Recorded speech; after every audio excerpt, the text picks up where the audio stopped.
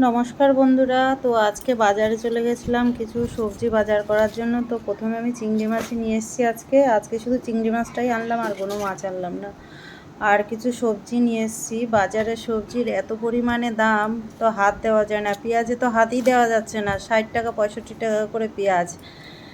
আর দেখো পেঁয়াজও নিয়ে এসেছি, 1 কিলো মতো নিয়ে এসেছি, বেশি আনিনি। আর এখানে দেখো সবজি নিয়ে এসেছি, সব সবজিরই মোটামুটি ভালোই দাম আছে। তো আমার যেরকম দরকার সেরকম নিয়ে আসলাম। আর দেখো টমেটো নিয়ে এসেছি, একটু বেশি করে দাম আছে তাও নিয়ে আসলাম। টমেটোটা খুব দরকার পড়ে, ডেলি ডেলি কে যাবে বাজারে, যার জন্য আজকে আমি টমেটো একটু বেশি করেই নিয়ে এসেছি। আর টুকিটাকি সবজি যা জরুরি সেটা নিয়ে এসেছি। কিছু সবজি ফ্রিজে আছে, তো আমার এইগুলো মোটামুটি আমার ভালো লাগলো, তাই আজকে নিয়ে আসলাম। দেখো সবজিগুলো বের করে নিয়েছি। আর আজকে নিয়ে আসলাম ডাল।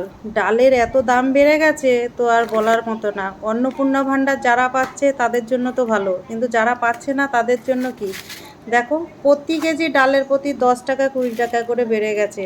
তো দেখো সব রকম ডাল মোটামুটি নিয়ে আসলাম, ডাল বেসন সব নিয়ে আসলাম যা দরকার।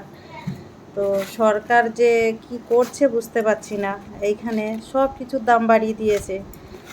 ডালের প্রতি 10 টাকা করে, কেজি প্রতি 10 টাকা 20 টাকা করে বাড়িয়ে দিয়েছে সব ডালের। মানুষ কি কিনবে?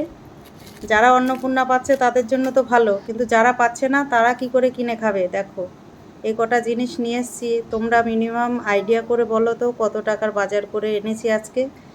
বাজারে গিয়ে কোনো কিছু কেনার উপায় নেই, এত দাম বেড়ে গেছে। আর হ্যাঁ, আজকে একটা জিনিস এনেছি আমি, খেসারির ডাল। আমি কোনোদিনও খেসারির ডাল খাইনি, তো আজকে নিয়ে আসলাম। রান্না করার পর ডালটা কিন্তু খুবই টেস্টি লাগলো, তা ভাবছি এবার খেসারির ডালটাই নিয়ে আসবো, ভালোই লাগে খেতে। আর এখানে দেখো সবজি কিছু নিয়ে আসলাম।